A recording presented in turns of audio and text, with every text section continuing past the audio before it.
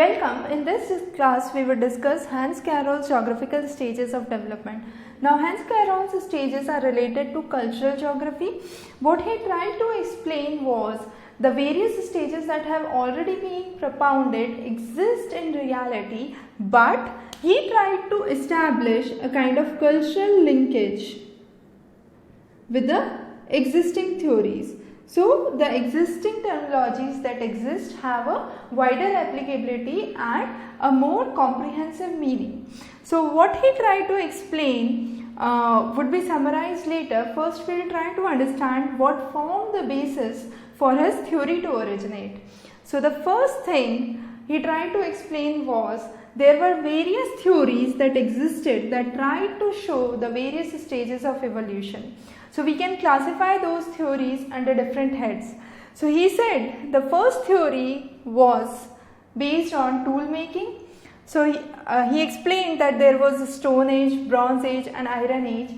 These depicted the stages of development but could not correlate to a greater extent to the cultural happenings or the cultural landscape of the region. The next classification was based on technological revolution. So it was first that the agricultural revolution marked in, then there was urban revolution and finally industrial revolution. But these revolutions again could not explain the cultural integrities. The next was the human economic groups. These tried to explain the evolution based on the socio-economic settlements at a much higher pace, but still some of the areas were untouched. So under this developmental scheme, it was first there were nomadic herders, then there was settled hunting, then horticulture villages were established, agricultural estate was established, and finally there was industrial urban dominated landscape that came into existence. Now Bobic gave a different classification where he tried to correlate the socio-economic stages from a geographical perspective. So he demarcated areas with food gatherers, areas with specialized collectors and hunters, the nomadic herders, the agrarian society, the urban and the capitalistic society, and finally the industrialistic society. However, it was soon realized by James Preston that all these models follow sequent occupants, and there was a need to revive the sequent occupants in terms of earth shell when we talk about the concept of cultural landscape. So what was the basis of Carroll's theory was that cultural geography is a study of culture of the earth or the study of impact of culture on the earth shell. So we need to broadly define what exactly we are trying to understand when we say cultural geography under stages of development. So whether we are trying to understand culture that exists on earth or the impact that culture is leading to on the surface of the earth or the earth shell. And he tried to explain or apply the stronger abstractions of the existing terminologies with I can say a wider applicative base, or he tried to apply the concepts with the terminologies that existed prior. So what he gave was a 5-stage model, and under that 5-stage model he tried to explain most of the things that we have talked about which form the basis of Carroll's theory, and then he tried to relate those with the differences that came up in the society and the changes that were brought in. Now there were two more theories prior to Carroll's theory that were laid down. One was by Preston James, and he tried to differentiate between the industrial versus the pre-industrial society. So that was again a remarkable theory that led to developments of Carroll's theory. And finally the Hoyot's model, and Hoyot in his book on Man and Earth tried to explain the various stages as first as hunting, then pastoralism, then he tried to explain the agricultural setup. He moved closer from agricultural to vegetable zoning, then he tried to explain the industrial zoning, and finally a machine civilized world. So his final stage was a machine civilized world which he laid forward. Now, based on all these concepts that were brought in, Carroll tried to simplify his theory into the 5 stages. Now, most interestingly, he did not try to summarize all the 5 stages in a kind of few years or so. He tried to explain this through a series of years and centuries, I would say, and try to explain how things evolved with time. So, first thing that he tried to explain was based on the Pleistocene period. Under the Pleistocene period, he tried to explain his first concept, that was adaptation, where he explained that man adapted to the environment. We will discuss each one of these in detail as we move forward. The next stage was during the Neolithic period, where he explained the domestication of animals and taming of animals and plants, and his next stage was domestication. Around 6,000 years ago, he laid down the concept that this stage was the stage of diversification. Under diversification, he tried to explain that there was a majority agrarian setup and a minority urban setup, and that majority urban setup was mainly based on subsistence farming, mainly a farming for its own use. Around 200 years ago came the era of mechanization, and finally the present day world talks about the final stage, that is automation. So he broadly tried to classify these 5 stages, and under the stage of automation he tried to explain that the present day stage of automation deals with nuclear energy, space research, and what we are trying to explore is culture beyond the earth shell. So he tried to focus under the stage of automation that culture does not really affect or exist on the earth's shell, but it tries to escape beyond the earth's shell. So that was his geography of future that he tried to demonstrate under this concept. So we will study all these 5 stages one by one for now. So the first stage is the stage of adaptation. As mentioned previously, stage of adaptation, he tried to explain that man is mainly governed by environment. He does not try to modify the environment much. All the tools that he uses are very primitive, made of stones or bones. The population density is very low, and he tried to explain that these are predominantly the primitive tribes like Bushmans, Pygmies. So these tribes presently are in the stage of adaptation. If we work around India, I can say Jarawas. However, this was not included in Carroll's model, but we are trying to expand his theory to the ambit of India. So you have these tribes which worked on a very primitive basis, which was very close to the nature, and they did not try to modify the environment or the nature per se, and try to adapt to the existing environment. The next stage came in, that was during the Neolithic phase, and it was mainly domestication. Under this domestication, there was mainly domestication of plants as well as animals. So domestication of animals led to domestication of cows and other relevant animals. Under plants, there was cultivated crops that were grown. So cultivated farming, the concept of cultivated crop rising started with the domestication stage of development as per Carroll. So he tried to explain that it was mainly in the Neolithic phase. The main tribes or the main people who work around these were the Negro tribes of Africa. Then you have the Neolithic people of Europe. You have the Indian cultivators and some of the tribes like Maasai, Lapps and Cattle Fulani. So these were some of the tribes that practiced domestication. Domestication mainly talked about use of metal tools. So it was a bit modification of the adopted form. So there were metal tools mainly in the form of hoes and axes that were used. with metal artifacts that were propagated. The next phase was the phase of diversification. Now, as we move from the phase of diversification to mechanization, there would be some interesting happenings that we would try to explain. So, under diversification, I can say you have two circles or two kind of civilizations that existed independently. So, that led to diversification. This was primary and this was secondary. So, primary was mainly agriculture based. It was mainly defined to rural areas. Secondary was mainly related to urban and industrial growth and mainly based on urban areas. So, urban revolution and industrial revolution mainly focused in the urban areas. However, as you can see in this picture, this primary sector predominated,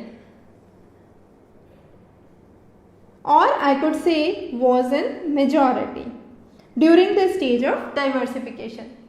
So, diversification means there was upcoming of the industrial and the urban civilization in and around the rural vicinities, but there was predominantly the agricultural setup that existed, and that exists still in most of the developing and underdeveloped nations.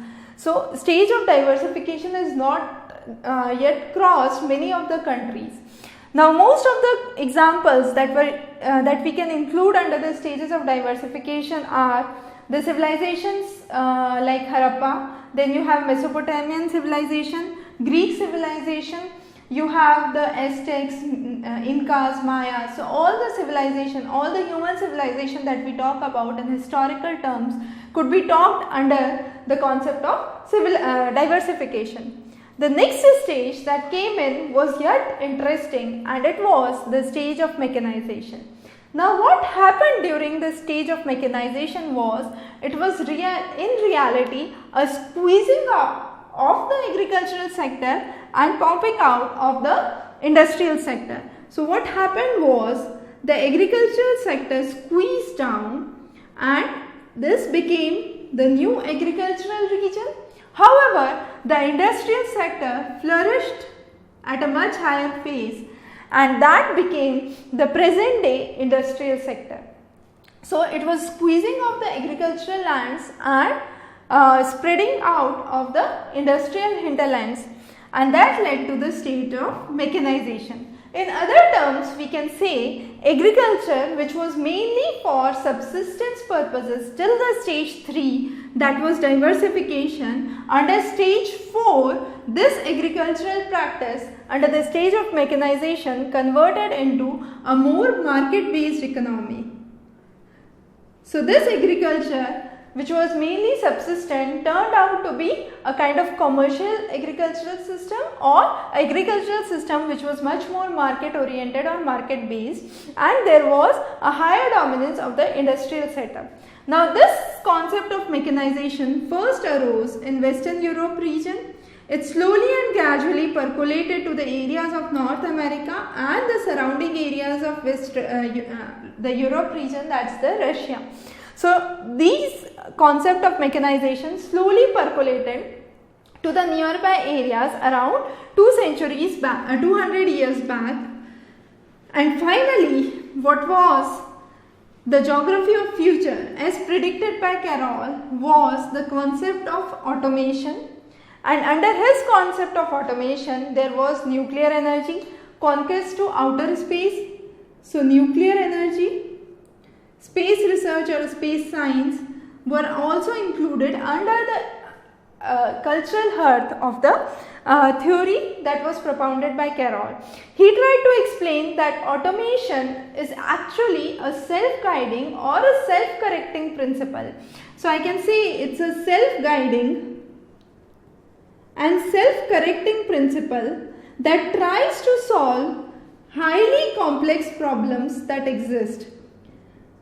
And these complex problems can be solved by means of robotics.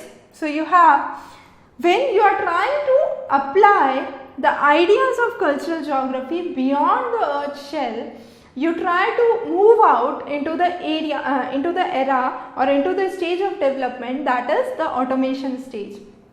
So he tried to explain that under the stage of automation there is universality of time and space rather than the particular concepts that we talk about related to time, race, regional groups, religious groups, the way of life that we have explained in the prior stages of development. This stage fully focuses on universality of time and space. So it is everything could be covered under one single ambit under the concept of automation as propounded by Carroll.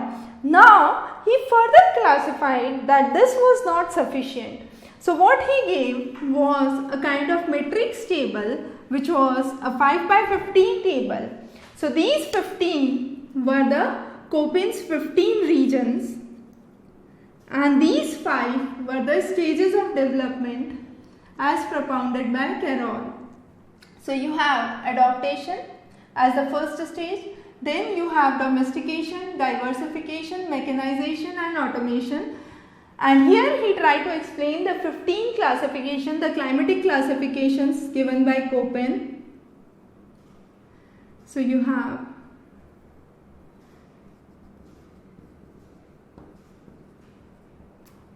these are some of these that I have tried to explain here. Then you have BSH, BSW, BWK, W, and then you have CFA, CFP and C.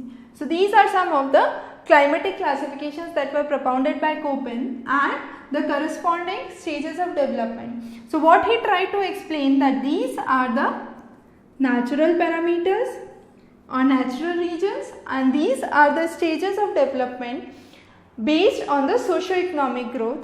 So based on this 15 by 5 there could be total 75 regions which could be classified, and these 75 are the potential types of regions which have different technological impacts under different regional aspect. So he tried to relate the natural regions with the socio-economic developmental stages as propounded under his model.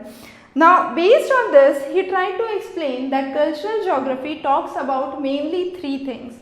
First is the description. So once you have the individual 75 regions you can describe those. So first he tried to explain was the description. The second he tried to explain was abstractions and generalizations that could be made. So all the E regions and all the A regions could be generalized here. So you have E, D, C, B and A that could be generalized, and finally was the evolution for a theoretical model. So based on these you could define or explain the theoretical models. Now he, based on everything that he tried to propound, he finally focused on 3 things. The first was the cultural geography is not only the aspect of culture, but it is how man is facing the changing, man's role in changing the earth scenario or the earth structure. So what he highlighted was first the man's role in changing the landscape or changing the environment around him. Secondly, he focused on cultural determinism. He said that environmental determinism is a long go and we need to move forward to cultural determinism, which is much closer to the concept of possibilism that was propounded by Faber. And he tried to explain that culture in a huge or a broad ambit tries to provide modern ways for technological development and promotes the growth of technology. And finally, his third idea was the differentiation of developed versus the underdeveloped or undeveloped regions, and he tried to explain that most of the regions which are developed are in the stage 4 and those which are in the stage 4 are very close to the stage 5. However, the underdeveloped regions are still in the stages of 1 to 3 and they have a long way to jump out to the stage 5, and still they can move forward and get technological advancement by moving on to the stage 4. So those who are already in the stage 4 have an undue advantage or have a better platform to march out into the stage 5, that is the stage of full automation that exists. So that was a brief theory that Carroll tried to explain and propound the various stages of development based on the cultural and the socio-economic parameters. With this we cover another important topic for the upcoming examination for mains. We will be covering more relevant topics and more topics that were in news or the dynamic content that you could say in our further lessons. You can subscribe to our classes for more updates. Have a good day.